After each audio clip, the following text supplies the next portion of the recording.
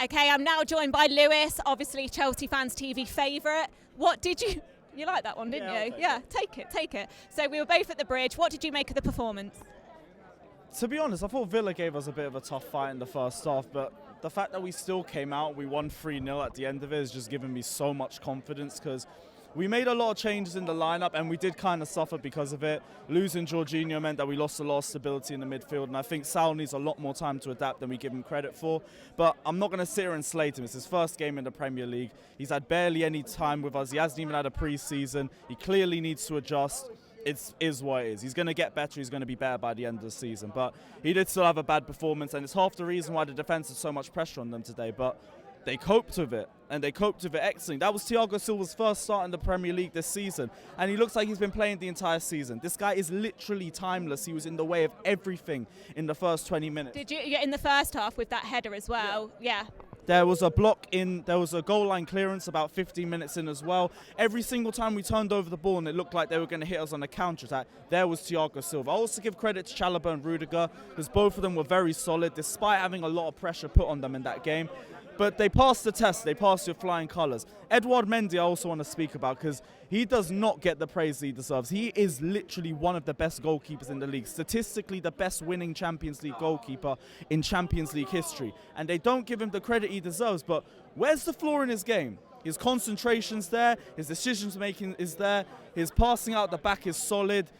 His presence is ridiculous. Every time there was a corner or a cross, and Aston Villa did a lot of those in this match, but he was on the end of every single one of them.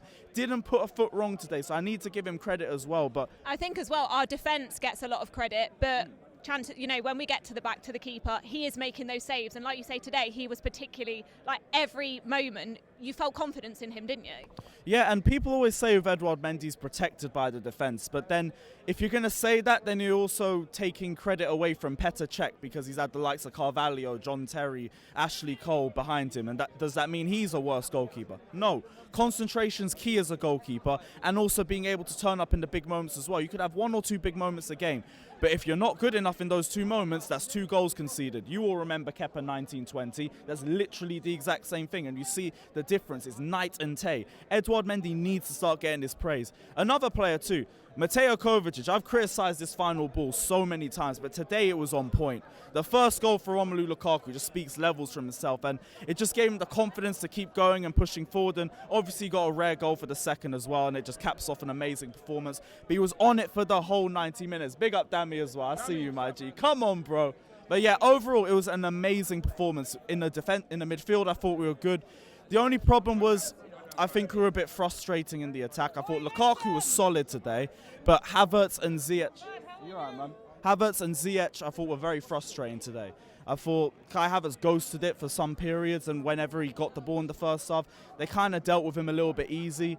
Ziyech, I also thought, just seemed really predictable. And the end product, I know he's going to be fuming with it as well. So I don't want to give him too much slander or anything like that, because I do think what he was I do like what he was trying. I thought he was very hopeful, but it just never seemed to look out for him. But other than that, I feel like, with the team selection, there was like a lack of cohesion, I guess, because players haven't always played together, bringing in other players as well. Saul was just started, Callum Hudson-Odoi as well. I feel like with the team selection in particular, just a little bit of lack of cohesion, which maybe Ziyech kind of felt, I guess.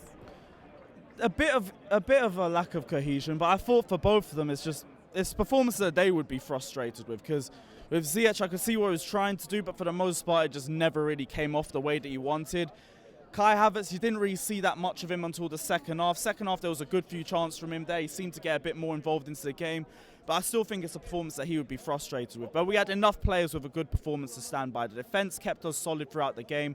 Kovacic just carried that entire midfield in the first half. And as soon as we brought Jorginho on, we got stability in the midfield. And then we got the second goal about 5 minutes afterwards, and the game was done from there. Romelu, he's the guy who's going to win us the Golden Boot.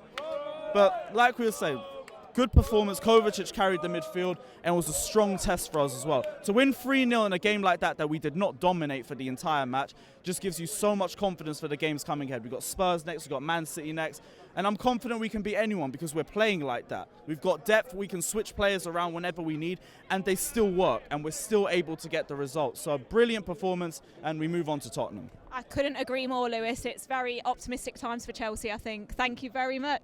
Thanks, no worries.